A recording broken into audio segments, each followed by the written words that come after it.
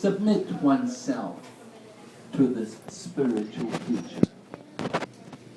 So that is not a very easy thing for most of us to do. Because in material life, we are conditioned and we're attached and proud of our identity and our position in this world. And it makes it difficult for us to have to submit ourselves to someone else. But this is the process by which we acquire transcendental knowledge. So the first thing is to offer obeisances, and then the next thing is to put questions, to inquire before the spiritual teacher. We want to understand the absolute truth. So part of the duty of the aspiring candidate, the disciple, one who wants to develop transcendental knowledge, is to inquire about it, so that the spiritual teacher will be willing to reveal the truth to us. Because a spiritual teacher may think, well, they're not very interested, why should I waste my time? Why should I bother to tell them anything? They don't ask anything, so just keep quiet. We see, for example, in Srimad Bhagavatam,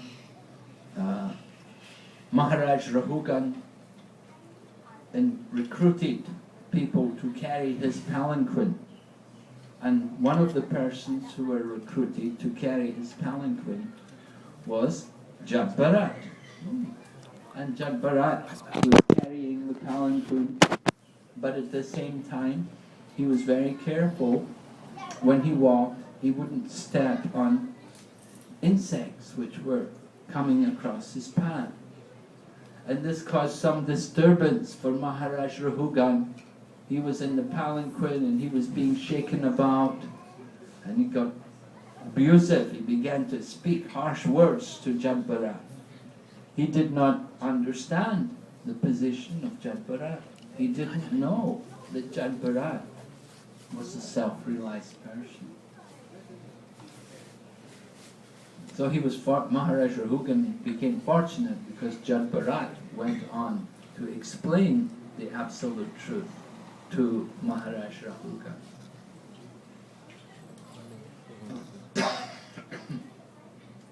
So inquiry is an important part of the process of understanding spiritual knowledge. We, of course, can read books. We can read on our own, but that may not be enough, because we have to confirm our understanding of what we read. We may read the books, and at the same time we may be keeping many conceptions in our mind of the nature of devotional service, and of the position of Krishna, and we may have a lot of misunderstandings. Although we're reading the books, there may still be many misunderstandings in the nature of the truth. So it's important that we also inquire. And then service. We describe bhakti yoga as devotional service. There should be service rendered. We have to learn how to give service to Lord Krishna and to the Vaishnavas. That is part of our duty as devotees. So giving service is not just giving some monetary contribution. Giving service means actually taking up the work or assisting the spiritual teacher in his mission of distributing Krishna consciousness to others. we have many activities which involve, you could call them propaganda.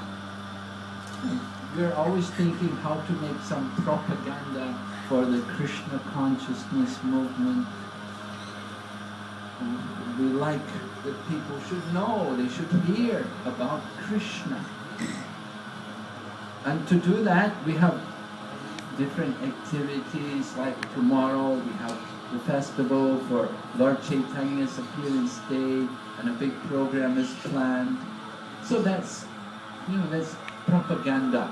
We're inviting people, come and hear about Lord Chaitanya and take part in the activities like chanting the holy name and taking prasadam in the association of devotees.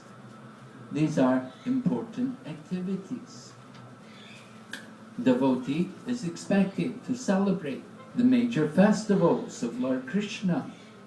We have also, every year you have Rath Yatra.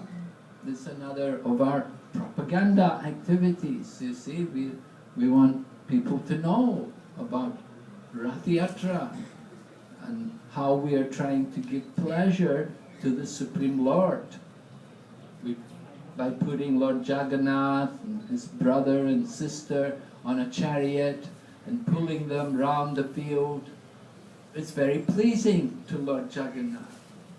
And when Lord Jagannath is pleased, then devotees also become pleased. We all become happy by these activities. And we hope that other people will also, new people will also become inspired and take up the process of devotional service. There are many activities to be performed in devotional service. Of course, in our hall in the Cuff Road, where you have your programs, you have Jagannath deities there, and worship is offered there. So devotees are expected to take part in the activities which go on there. Taking initiation becomes a commitment to give more service for Krishna. And service to Krishna is performed through the Krishna consciousness movement. We have our association for serving Krishna. So there are some standards by which we engage people in devotional service. Some activities require a more qualified person, a more qualified devotee. For example, worshipping the deity is generally done by twice initiated devotees. At least they should be first initiated, and preferably they should be twice initiated. We do have two initiations within Krishna consciousness. The first initiation is giving the initiation, we're giving the beads and giving a name. The second initiation is giving the Gayatri mantra and engaging in the worship of the deities.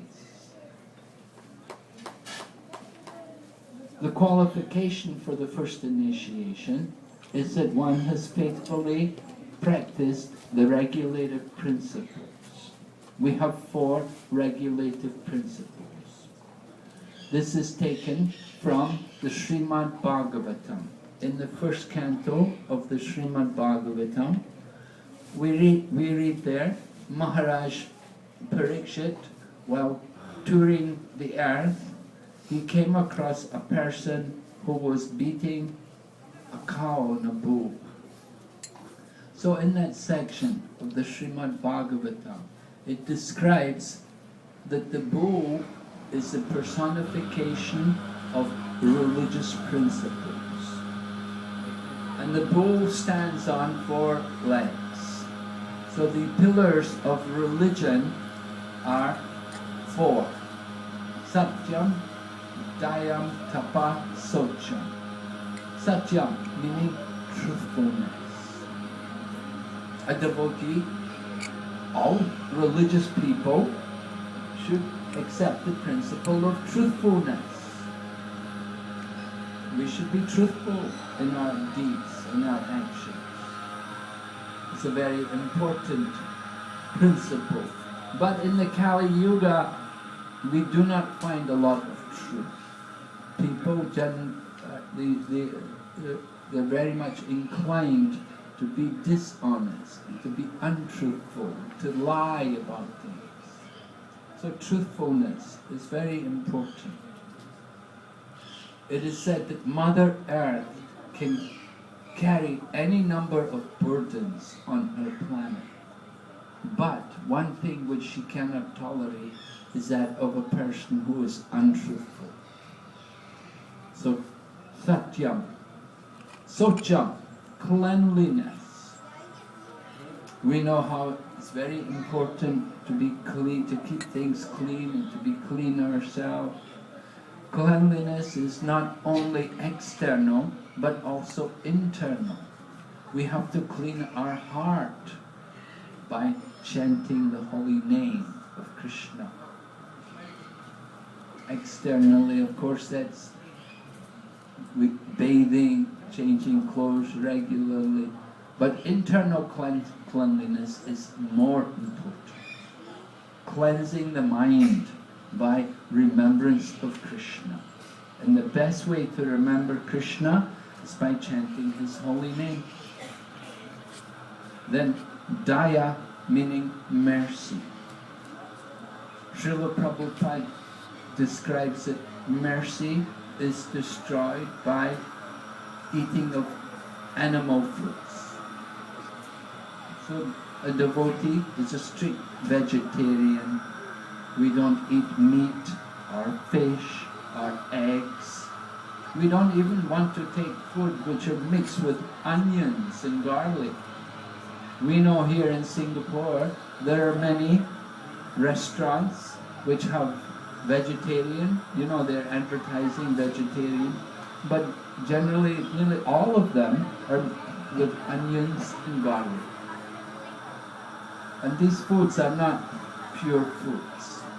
These foods are very rajasic, and they stimulate the passion and the ignorance in our bodies and in our mind.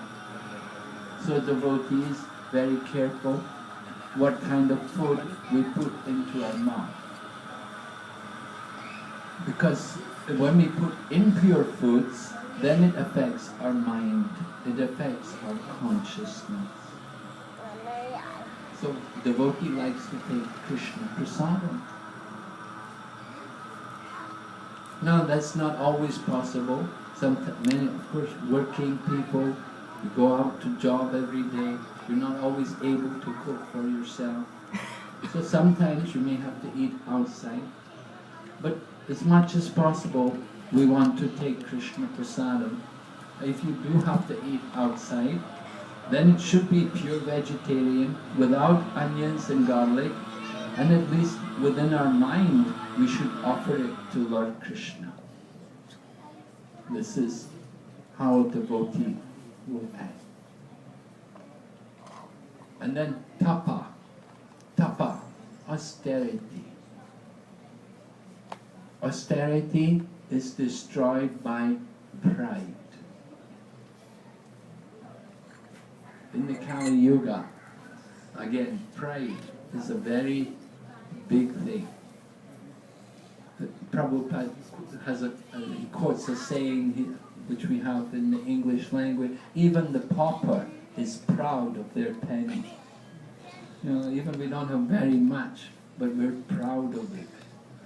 Pride, this is what we would call ahankar, or false ego. And this is a type of intoxication.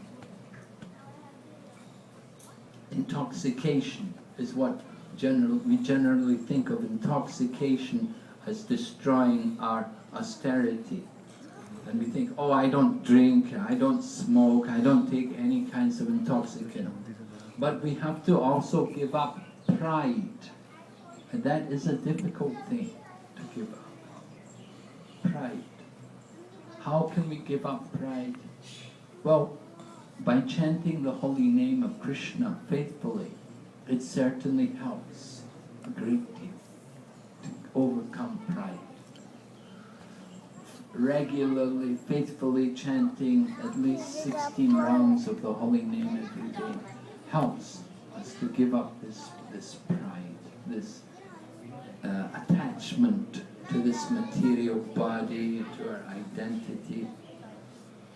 So these are the 4 pillars of religion. And at the time of the initiation, all of the candidates, they make a vow to follow these 4 principles. No meat, no fish, no eggs, no intoxication, no gambling, and no illicit sex. So we have to be very strong in order to fulfill these vows. And we get this strength by chanting the Hare Krishna mantra, by chanting the holy name. What is very difficult becomes very easy when we take help from Krishna, when we take the shelter of Lord Krishna. Then it becomes very easy for us to do this, to follow these 4 principles. So, at the time of initiation, the candidates not only vow to follow the 4 principles, but they also vow to chant a minimum of 16 rounds every day. Now, to chant at least 16 rounds every day, it's going to take about at least 2 hours a day. At least it's going to take that long. You know, some people do take 3 hours, and some people take 2 hours, you know, but to do it in less than 2 hours, you know, if somebody said, oh, I finished chanting in 1 hour, you know, then we're very doubtful, you know, that how is it you can chant so quickly? So, if you're chanting very quickly, then you have to chant more.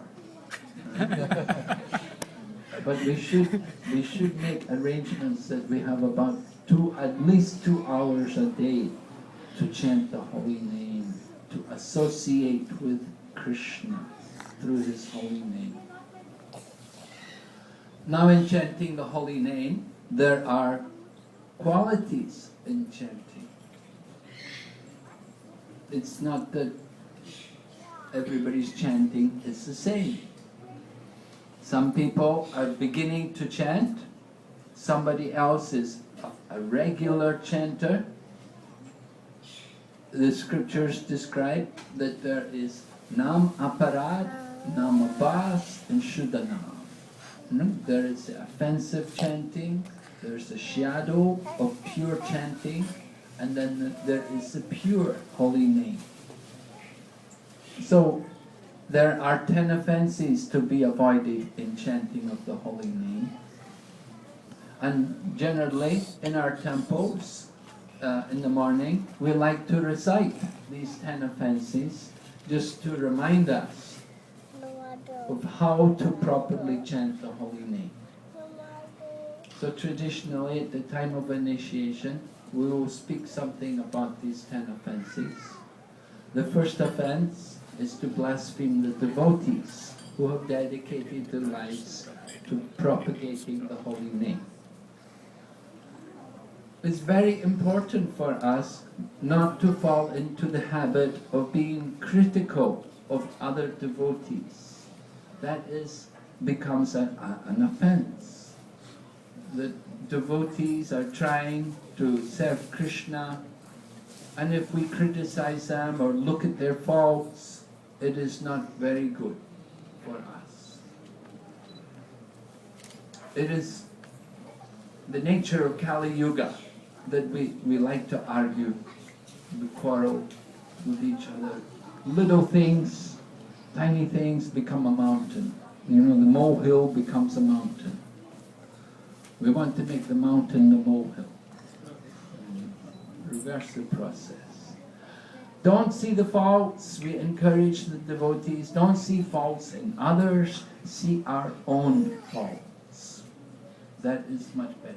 Try to appreciate other devotees. The more we can appreciate the service of other devotees, that will be very good for our Krishna consciousness. If we always see what this devotee is doing and think, oh, they're doing such a nice service for Krishna, then that is very nice. It's very healthy sign. But Prabhupada became worried when devotees would write to him if they would complain about devotees. He would be very pleased when they would write glorifying other devotees. But when they would write criticizing and complaining about devotees, he was not happy. So we have to be careful not to fall into that trap, because the nature of our mind is to look at faults in others and not to see our own faults. The second offense is to consider names of the demigods, like Lord Shiva and Lord Brahma and so many other demigods, to consider their names to be equal to the holy name of Lord Vishnu. Now we should understand that a devotee should not be disrespectful to the devas. We also offer our respects to the devas. In fact, we describe Lord Shiva as being the greatest Vaishnava. And we seek the blessings of Lord Shiva to destroy our false ego, because Lord Shiva is the Lord of Ahankar. And by the mercy of Lord Shiva, he can help us to remove that false ego. So Lord Shiva is a very exalted personality, and he's a very dear servant of the Supreme Lord Vishnu and Lord Krishna.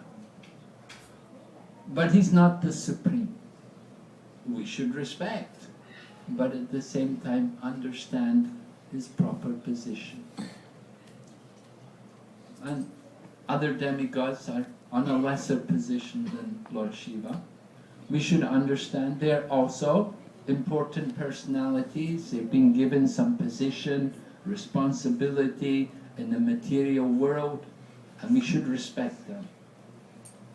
I was with Srila Prabhupada one time in London, and we went to a Hindu temple for a program, and they had very big pictures on their stage. Brahma, Vishnu and Shiva.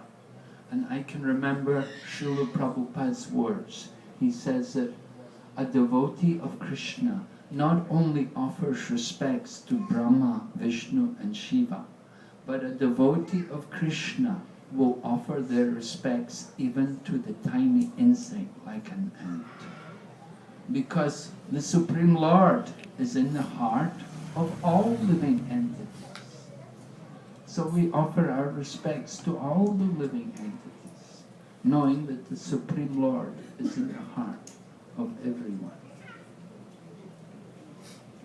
The third offense is to disobey the order of the spiritual master. We should understand the spiritual master as the representative of Lord Krishna. So by their instructions, we can learn how to please Lord Krishna. We need that kind of guidance. Previously, I did teach one course here called the Disciple Course. And that course is quite likely that next year it's going to become mandatory for all candidates taking initiation, accepting initiation in the Krishna consciousness movement. So in that course, the Disciple Course, we explained that the spiritual master who gives initiation is one, but there are many other people who give instruction. They are called Shiksha Gurus. And their qualification is the same as the qualification of the one giving the initiation or the Diksha. And we're encouraged as devotees that we should also have, as well as accepting initiation, we should also have shiksha gurus. We should have people who regularly give us instruction, who guide us in our Krishna consciousness. We also quoted the words of Srila Bhaktivinoda Thakur, that Srila Bhaktivinoda Thakur said he considered the shiksha, the position of one giving shiksha, to be even more important than that person giving the diksha. Because it is by shiksha that we can get instruction about the regular principles of devotional service in the course of our daily activities. You know, giving initiation is one thing, but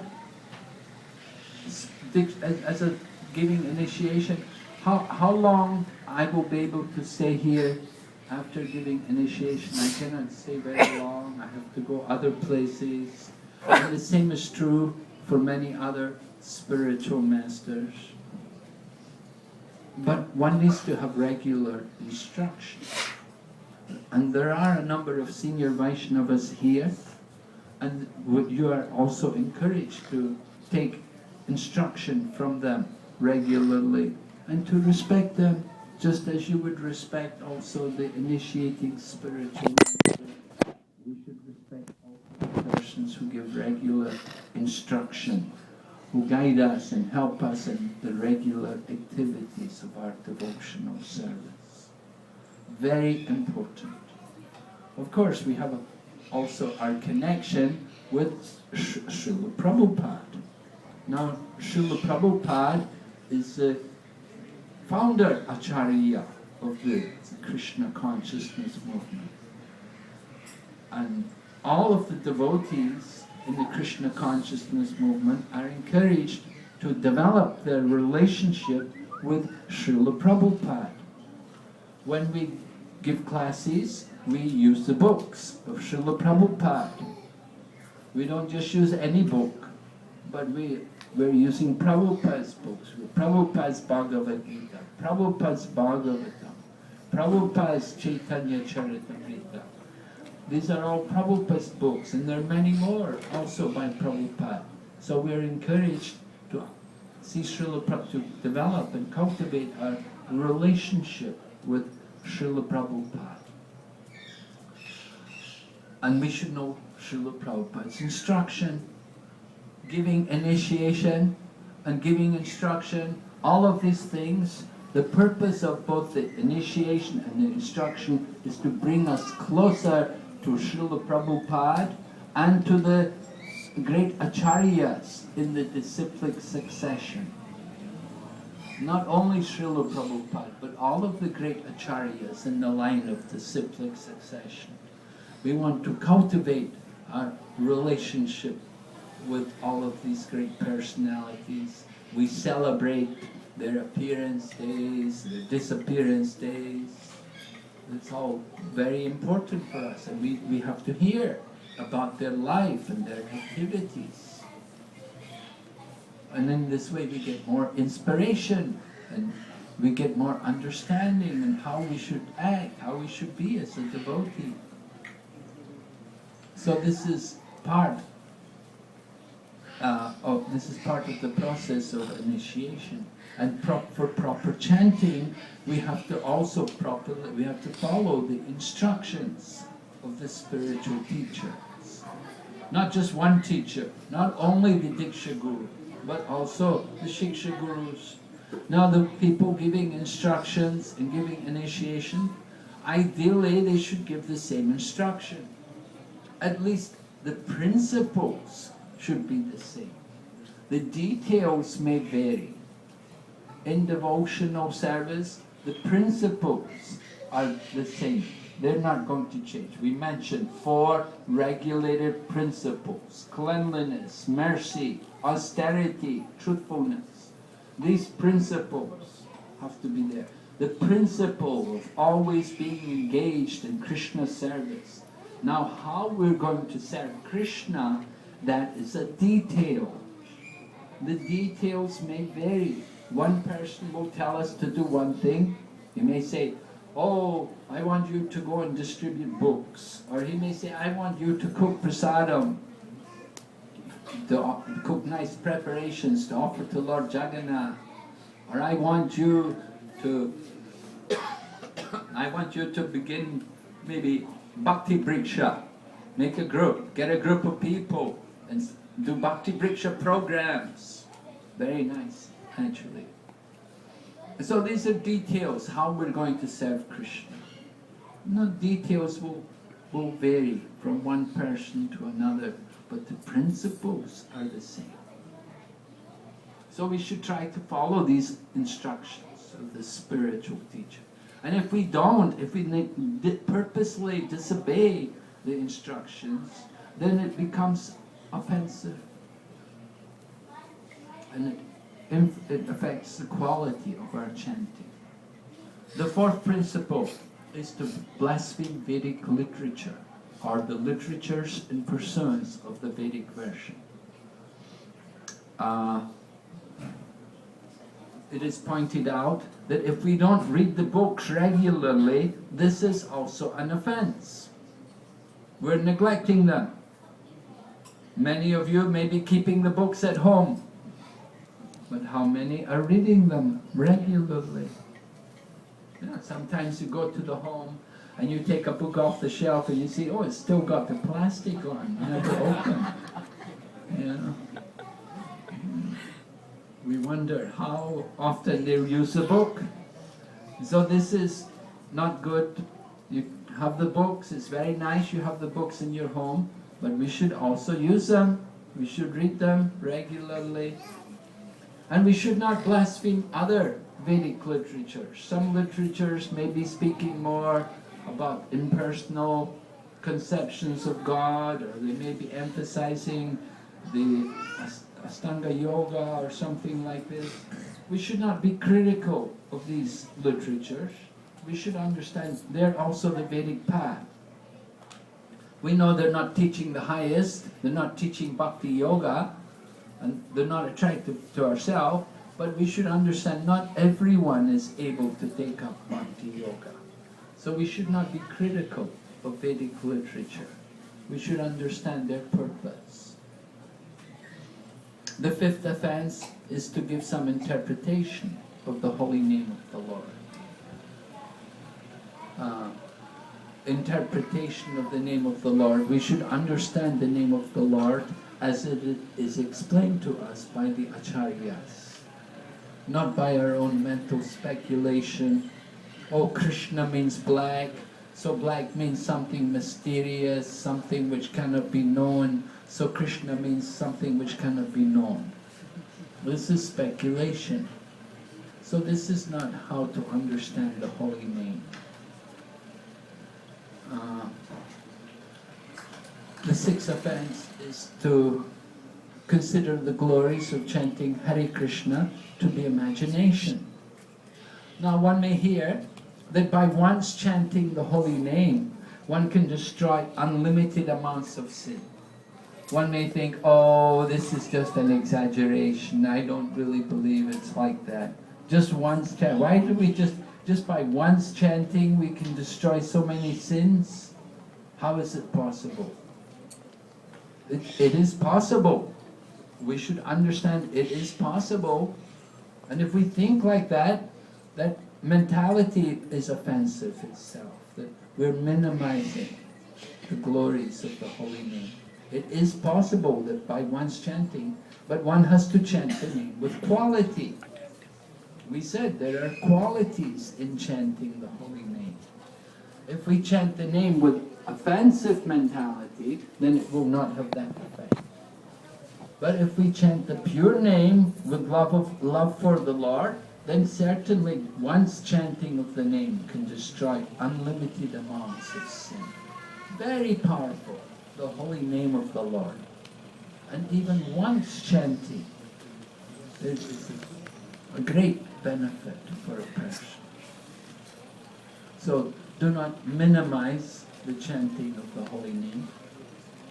The seventh offense is to commit sinful activities on the strength of chanting.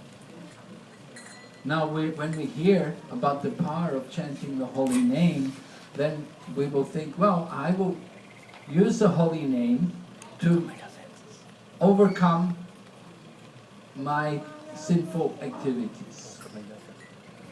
We purposely go and do something sinful, and then I'll chant Hare Krishna tomorrow to make up, right?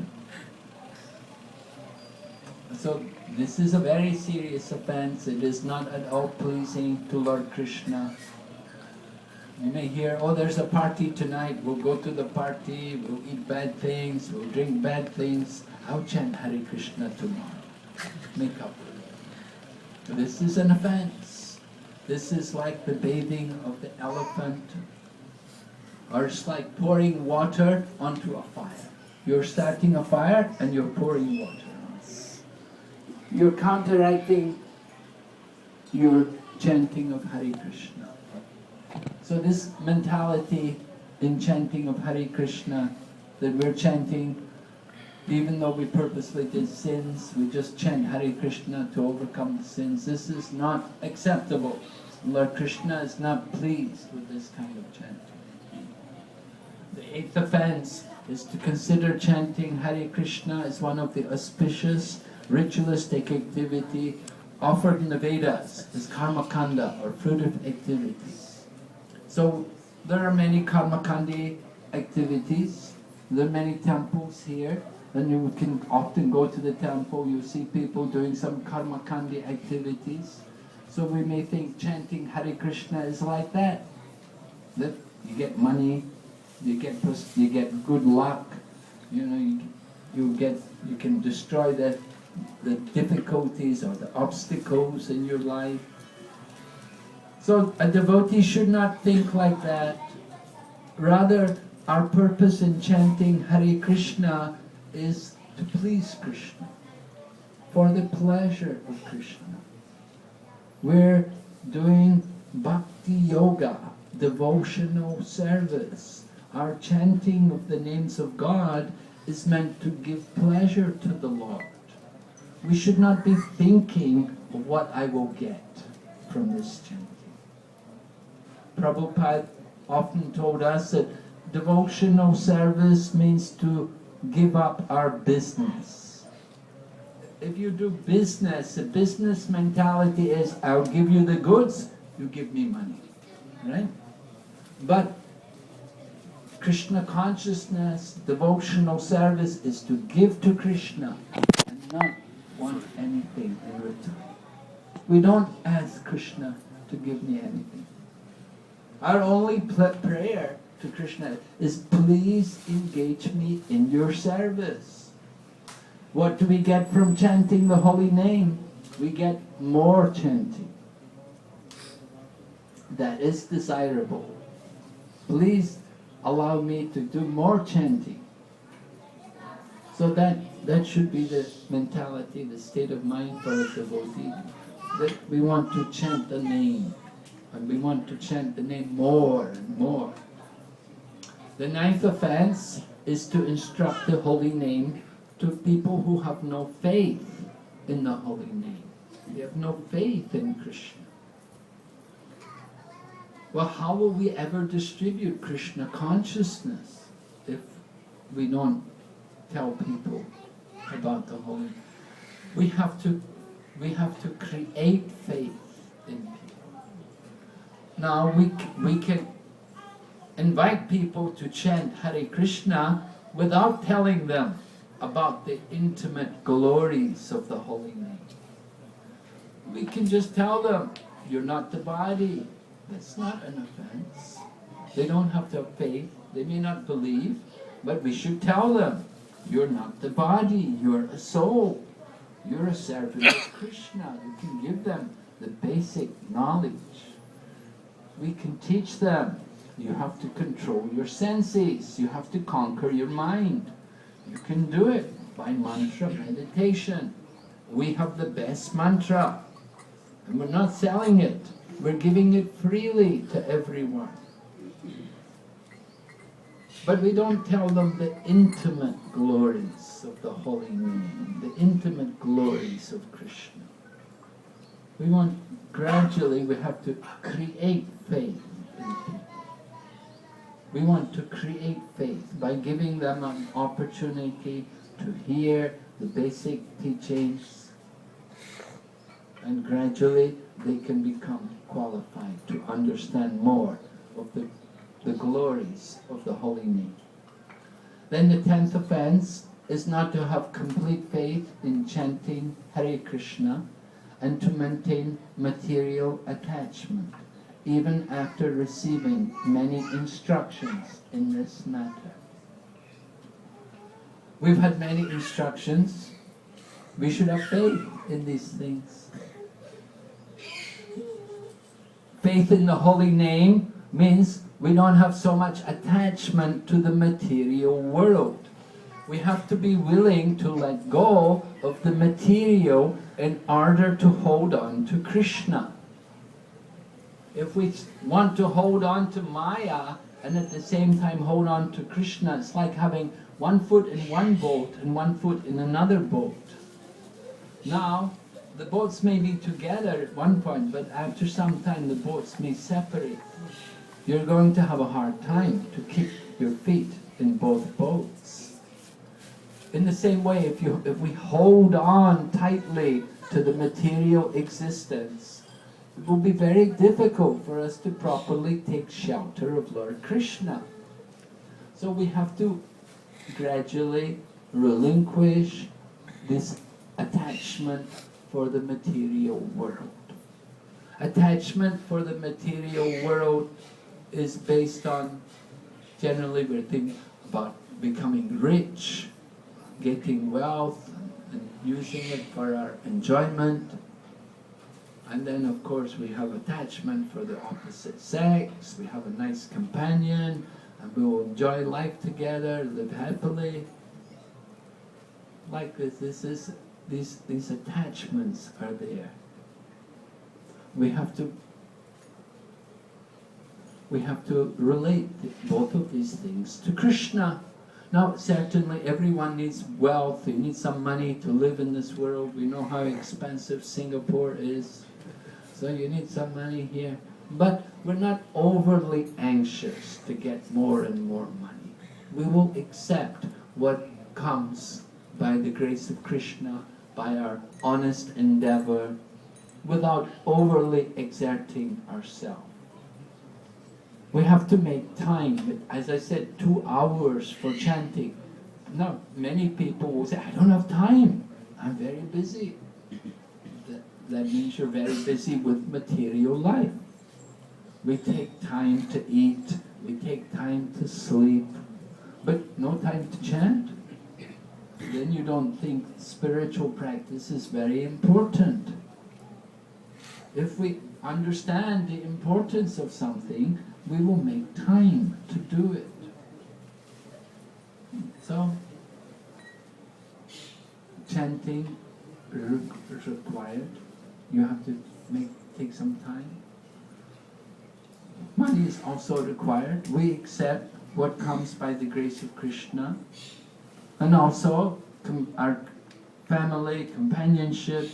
Yes, we have to take care of them. We have responsibilities. A devotee is not neglectful in the course of his duties. He will take care of his family.